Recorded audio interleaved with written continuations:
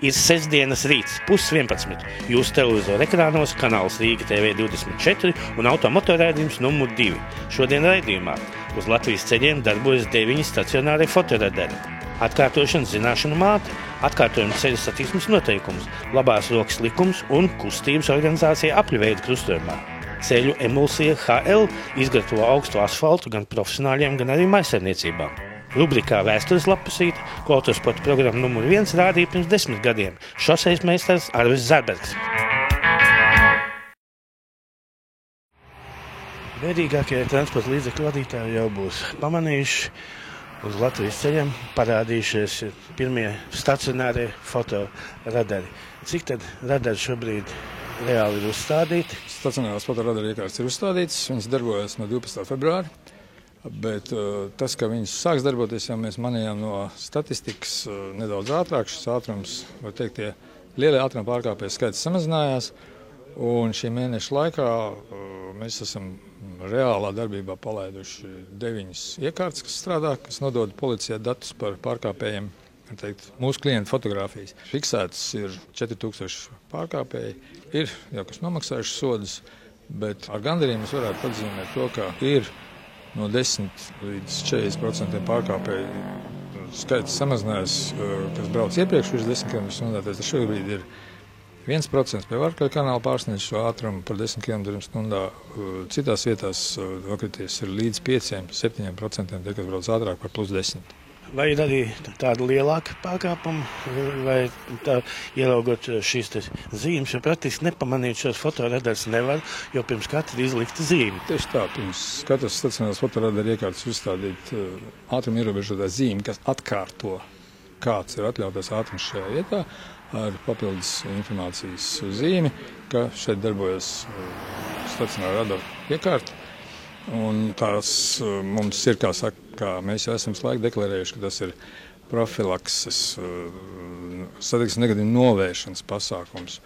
Un līdz ar to arī tuvojoties vasaras ceļu darba sezonā, acīm redzot, daudzās vietās mēs uzklāsim arī apzīmējumus uz ceļu brauktuvus. Šo atgādinājumu par to, ka strādā fotoradara iekārta. Kā izrādījās, mūsu rekorda klients ar fiksētu ātrumu ir 167 km/h. Kurš arī ir saņēmis šo paziņojumu par savu izdarīto pārkāpumu. CSDD savos e-pakalpojumos piedāvā arī tādu iespēju, ka vēstuli nesaņemt pa pastu, bet elektroniskās vēstules formā. Mūsu un šo auto īpašnieku vērtībā mēs esam e-pakalpojumos paredzējuši atzīmēt vienu ailīti, ielikt ķeksītā sacīt, par to, ka vēlās saņemt pārkāpumu protokolus uz savu e-pastu norādīto, deklarēto, nevis iet uz pastu pakaļ ierakstītā vēstulē. Uz doto brīdi tātad darbojas cik radaru un cik vēl ir uzstādīšanas procesā? Šobrīd uzstādīšanas procesā mums ir 4 Rīga un vēl 2 ārpus Rīgas. Bet nākotnē mēs plānojam un jau esam nodevuši dažādām valsts un pašvaldību iestādēm, arī tā skaitā ceļu policijai, jaunu statistikas analīzi par 54 vietām, no kurām mēs izvēlēsimies kopīgi arī ceļu policiju un Latvijas valsts ceļiem tās vietas, kuras nākošā kārtā šogad, uz gadu otro pusi, sāksim uzstādīt jaunas stacionārās iekārtas. Tas būs arī tālāk no reģionālā centra, var teikt, no Rīgas reģiona, arī pa galvenajiem valsts autoceļiem.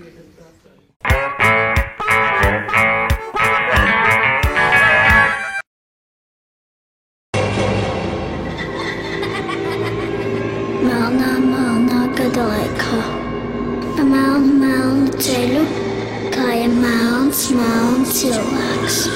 Un melnā statistika gatavojas vēl vienam melnam ierakstam. Bet par laimi cilvēkam bija balta atstarojoša veste, redzams tātad dzīves.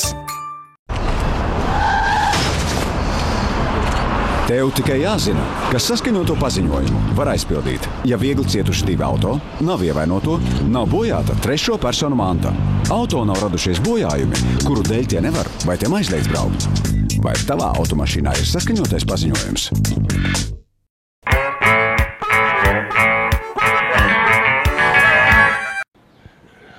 Šodien automotora raidījumā numur 2 rubrika atkārtošana zināšana māte. Un šodien atkārtosim 2 satiksmes noteikumu punktus. Pirmais no tiem būs labās rokas princips. Labās rokas likums ļoti iespējams, ka ir viens no pašiem vecākajiem ceļu satiksmes noteikumu regulējumiem. Un kas arī ir būtiski, ka šis labās rokas likums darbojās gan tādās valstīs kā mūsējā, kur satiksme notiek pa ceļa tātad labo pusi, gan arī tajās valstīs, kur viss ir otrādāk, kur transporta līdzekļi brauc pa ceļu kreiso pusi.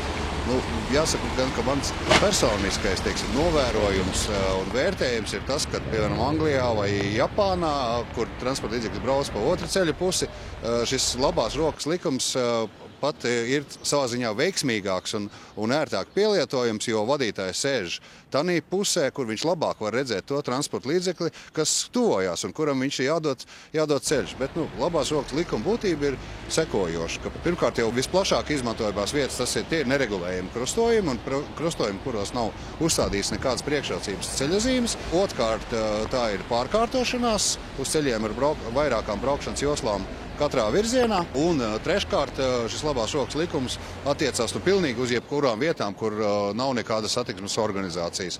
Un tad šīs normas būtība ir tāda, ka tam transporta līdzekļu vadītājam, kuram otrs transporta līdzeklis tuvojās no labās puses, ir jādod tam otram transporta līdzekļam ceļš. Tātad iegaumēsim vienmēr un visur. Ja traucēklis jums ir no labās puses, tātad jums ir jādod ceļš. Un nākamais satiksmes noteikumu punkts, ko gribētu šodien atgādināt, kā pareizi braukt pa apli.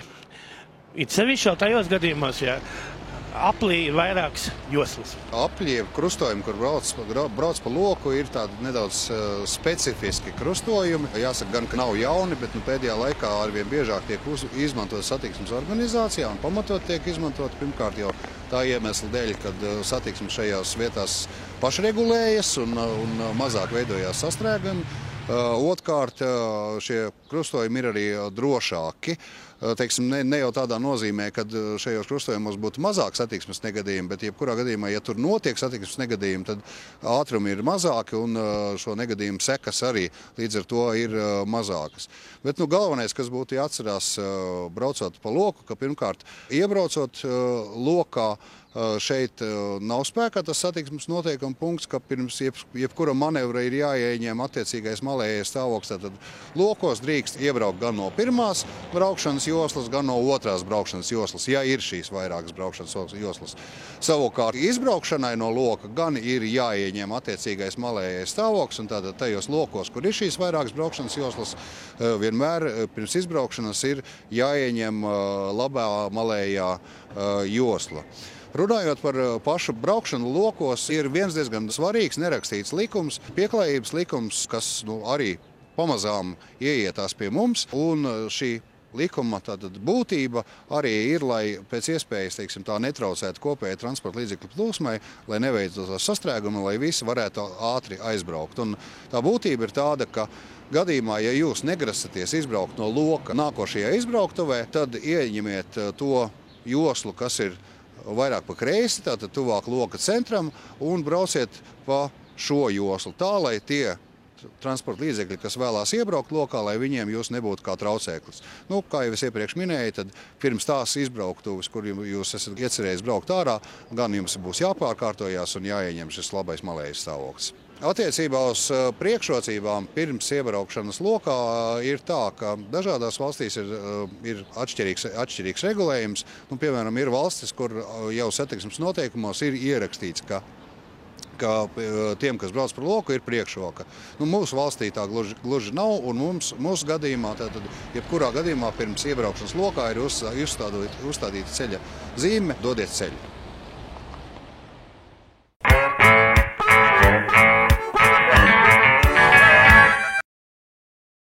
Kravas auto remontdarbnīca Latina pēc klienta individuālu pasūtījumu projektē un izgatavo jebkura veida kravas auto virsbūves uz pasūtītāja šasīs. Latinas inženieri un mehāniķi ir ieguvuši plašas zināšanas un pieredzi, izgatavojot gan tentu kravas kastes, gan furgonus ar cietajām sienām, kā arī aprīkojas kravas automobīļus ar kravas tilpni, hidromanipulātoru, kravas liftu vai citu specializētu iekārtu. Kravas auto remontdarbnīca Latina Rīgā, Kurzemes prospektā 23. Firma Provento piedāvā speciālus sūkņus dīzeļdegvielai un ūdenim, dažādas jaudas motorus lauksaimniecības un celtniecības tehnikai, vācu firmas Einhell rokas elektroinstrumentus un darba galdus, kā arī labas kvalitātes un pārbaudītas automašīnas no Eiropas. Ar mums būs drošāk. Provento! Hidrauliskie un pneimatiskie savienojumi, zemspiediena un augstspiediena hidropievadu izgatavošana, hidraulisko cauruļu bezšūju locīšana, augsta kvalitāte. Firma Hidronex, 24 stundu servis Rīgā un Aizkrauklē. Autodarbnīca ar vairāk kā 20 gadu pieredzi, Rolis servis, Čiekurkalna 2. līnijā 41, atgūs neatkarību un atgādina: mēs iedziļināsimies jūsu auto problēmās un piedāvāsim saprātīgāko risinājumu. Apnikuši daudzie starpnieku piedāvājumi? Pēc Octa polise no apdrošinātājiem patiešo. Ātri, ērti un bez starpniekiem. www.eltab.lv.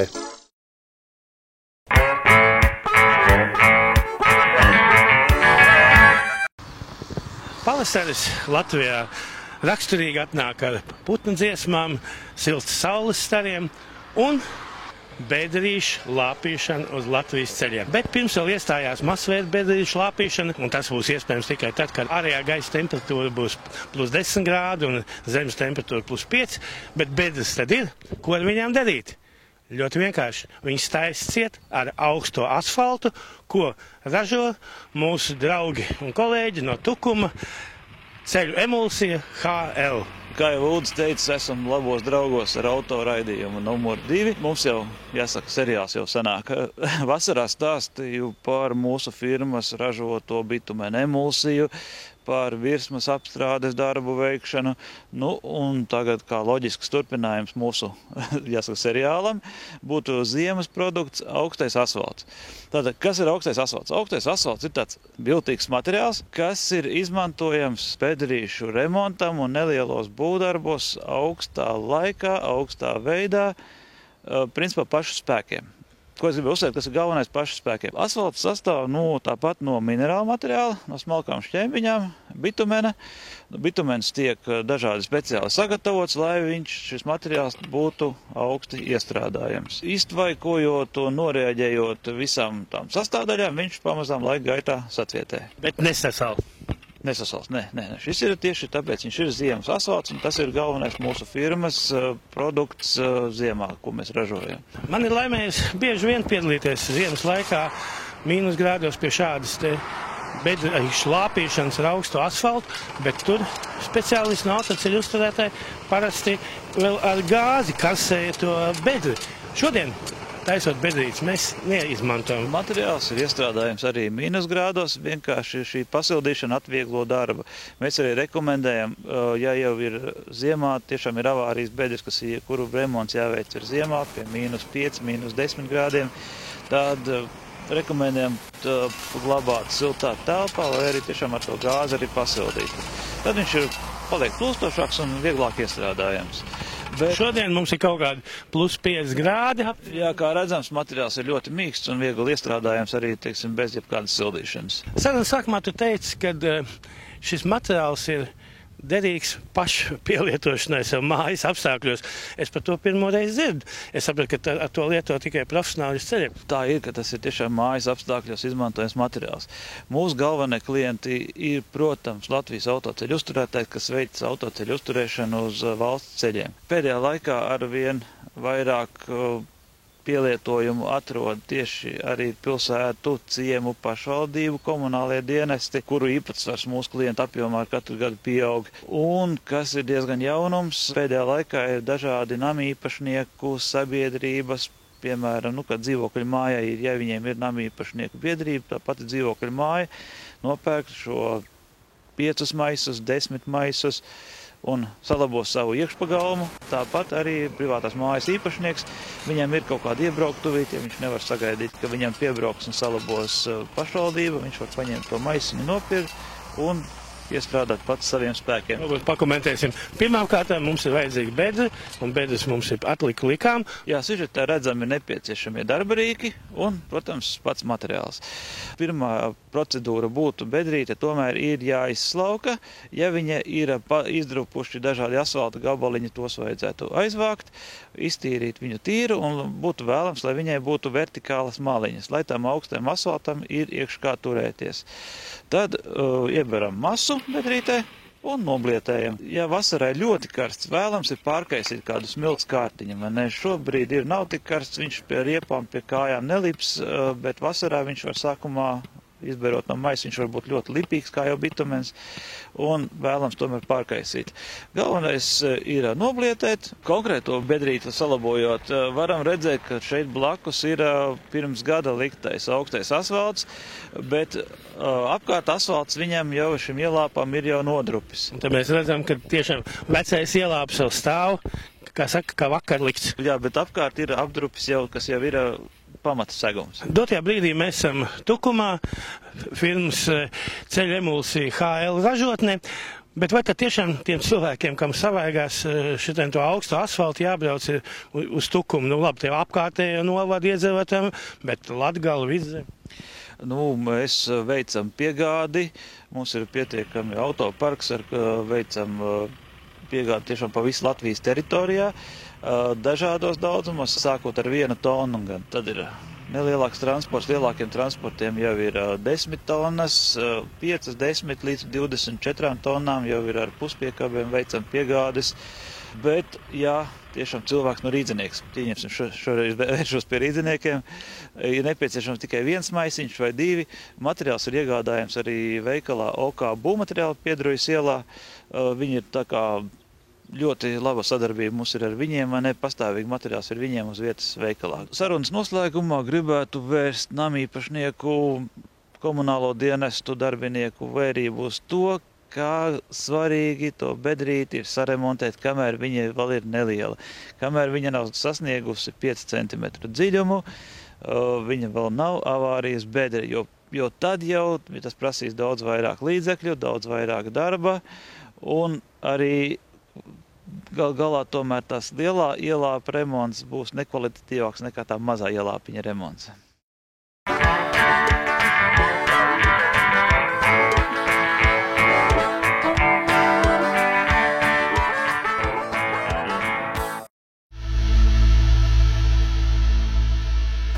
Manu mazu mērkaķīti,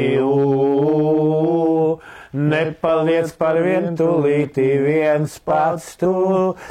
Nu, redziet, kā pie Zārberga atbraucot, pirmais, ko mēs pamanījām, un ceru, ka jūs esat pamanījuši, ka Arvija talismans mazais mērkaķītis Arvīdītis ir kļuvis liels un pieaudzis. Domāju, ka pat ja kāds no maziem skatītājiem uz šo, kad vēl vēlā stundā skatās, viņš ir tik liels, skaists mantiņš, jebkurš gan gribētu.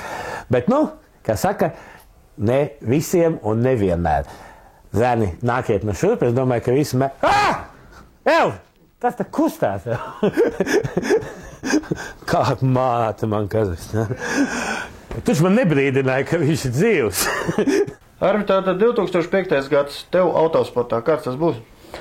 Šogad mēs domājam braukt ar Honda, Taipei, Honda Challenge kausā, kur būs 4 posmi Somijā, 1 posms būs Latvijā, Rīgā, un 1 posms būs Igaunijā. Jā, tātad Latvijas līdzjutējiem būs iespēja arī tādā gadījumā tevi klātienē redzēt, jā? Sezonas otrajā pusē nemaldo šī sacensība. Jā. Tātad Honda, liela nopietna mašīna, tas nozīmē, ka mazais Jārītis ir, acīm redzot, likts pie malas un nekas tāds vairāk nenotiks.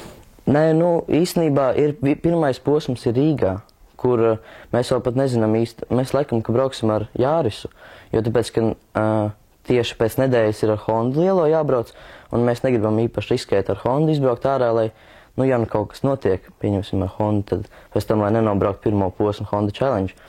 Un mēs laikam, ka brauksim, sanāks ar pirmo posmu ar Toyota Jārisu. Kādā no Baltijas čempionāta klasēm? Honda, šis te lielais, nu jau varētu teikt, Latvijas autosporta koncerns. Nebija pārsteigts, ka tu esi nokļuvis šīs te kompānijas rindās? Protams, ka bija pārsteigts. Kāpēc tas tā sanācis? Nu, es domāju, ka sanāca tāpēc, ka pagājušajā gadā mēs centāmies, cik varējām braukt ar Jārisu. Un mēs blakām visu laiku bija Bensona kungs, kurš laikam, kad ievēroja, ka es braucu diezgan labi un piedāvāja mums braukt komandā. Mēs, protams, pieņemam. Nevar neievērot, jo Baltijā tika izcīnīta 2. vieta un turklāt tādā līdzīgā un ļoti spēcīgā konkurencē. Man jau gan liekas, ka lielā mērā arī vēl tēva nopelns bija, jo šādas nopietnas profesionālas komandas, kur apgrozās pietiekoši arī lielas naudas, ir arī tiek gaidīt kaut kas no sportistiem, kaut kas tā kā uz pasaules čempionāta, katrs no top braucējiem nāk ar kaut kādu savu sponsoru piekabi. Šī gadījumā Arvim ir klāt tēvs, kurš faktiski tad, es domāju, ja es to vispār drīkst teikt, tad zināmās attiecībās ar Benson Sport Honda Racing kopā finansēs sportistu Arvi Zārbergu. Šogad jā, tā kā radās tāda iespēja mums braukt šai Hondā un paldies Bensonam, ka viņš piedāvāja Arvim automašīnu, jā. Ar lielu daļu savu finansējumu es arī piedalīšos, lai mēs varētu arī, apmaksāt arī tos braucienus un detaļas un visas tās lietas. Treneris tev paliek tas pats, pagājušā gada debitants treneris Stalidzāns? Jā, tas pats. Kādas ir galvenās nepilnības tavā sportiskā sagatavotībā, kas būtu no pagājušā gada šogad jāpieaudzē klāt un kas būtu jāapgūst vai jāuzdzen vai jāpieslīpē? Izturība. Fiziskā vai? Fiziskā izturība. Es nevaru izturēt visu to gongu, tāpēc man vairāk jāskrien un tie muskuļi, lai izturība būtu.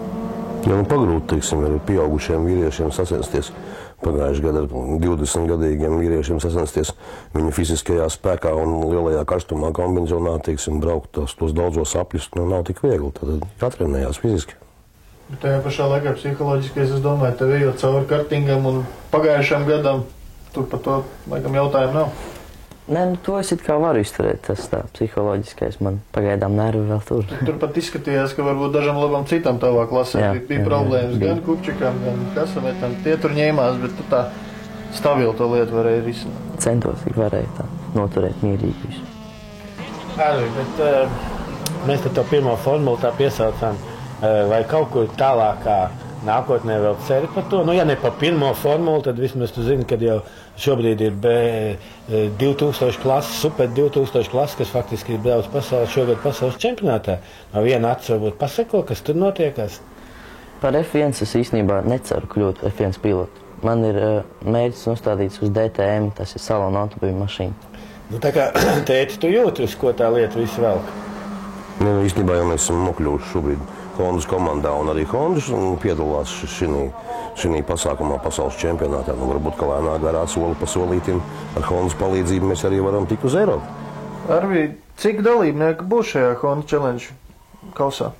Aptuveni. Es domāju, pār 20 kaut kur apmēram. Pār 20, kurā vietā tu redzi sevi? Augstāk. Visaugstākajā, man liekas.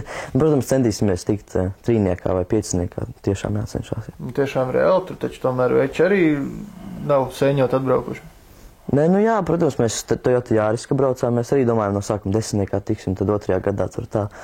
Bet, jau, ka bija pussezona aizgājis, mēs tiešām domājam, ka pa trīnieku jācenšās. Tagad es domāju, ka Honda Challenge tur ir jācenšās tagad uzreiz jau pa trīnieku cīnīties.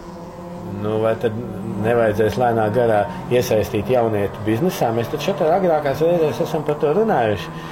Vai interesi par pirotehnikas vairumu tirdzniecību, varbūt viņam tieši varbūt tev interesi uznākusi par pirotehnikas ražošanu? Nē, par ražošanu. Redzot labāk nevajag. Bet kāda tev profesija, kādu tu redzi sev profesiju vēl bez sporta, ja tu domā tomēr iet profesionālu sportistu ceļu? Protams, centīšos ar to profesionālo sportu nodarboties, bet noteikti, ka pārņemšu tēta biznesu. Tā jau kaut kāda komerci iestāde būs jāpabeidz, ne? Jāmācās, tāpēc jau ir jāmācās.